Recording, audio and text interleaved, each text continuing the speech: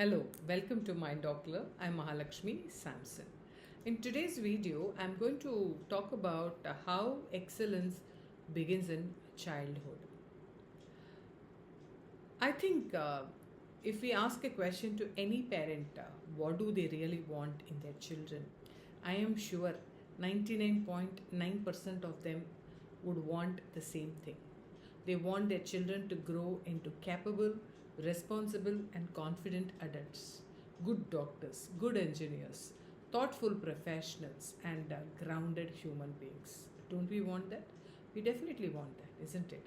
But very often we look for excellence at the end of life, in careers, in achievements, and that's where we recognize excellence. In fact, only when the result comes as we expected, we recognize it as an excellent result, as an excellent outcome. But what we forget is that excellence doesn't begin there. It begins much, much earlier in very small, everyday actions. And there is a small principle that quietly shapes human behavior. Do you know that? How we do small things is how we learn to do big things in life. This is not about perfection, but it is about standard of care. Think about everyday actions in childhood. Taking a bath properly, cleaning oneself well, using the toilet, washing one's own plate, keeping things back in place, listening fully when someone is teaching, knowing one's work well, not vaguely but really well.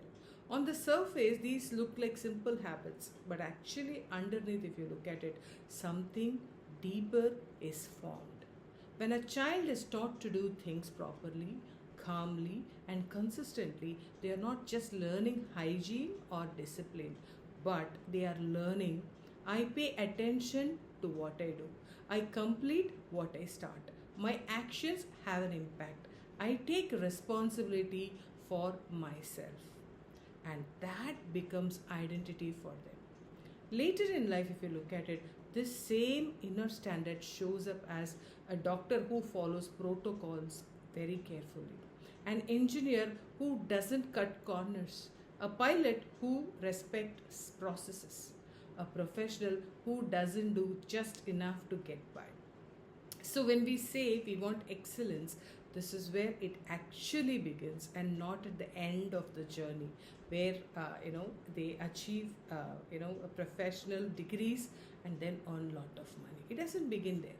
This is also why this is not about strictness or punishment, but this is about having the awareness that children don't learn standards from fear.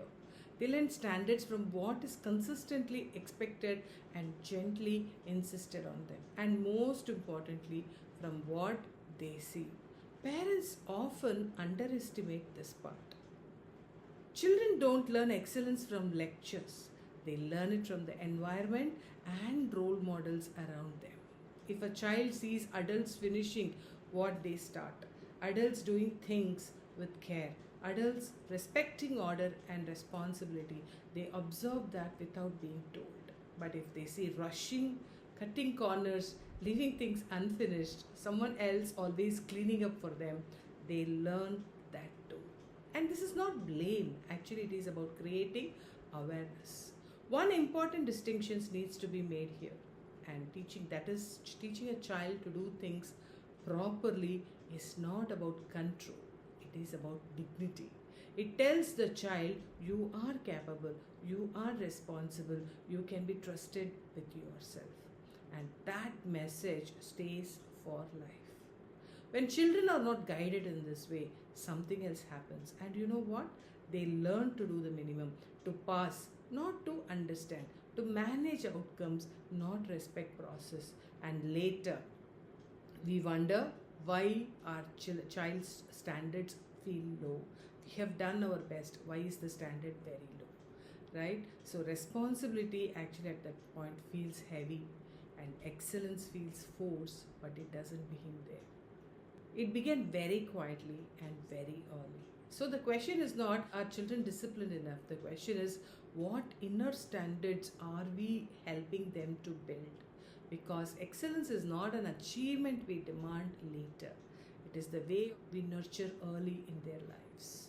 So To bring out the excellence in your child, be curious, because curiosity is the fundamental desire to know the unknown. And when you know it is about your child, you are not only helping them create excellence, but you are building a strong, wonderful relationship with them. And how do we do it? Of course, by asking questions.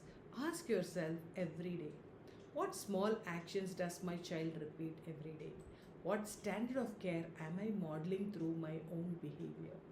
Where can I gently insist on doing things properly without anger or fear?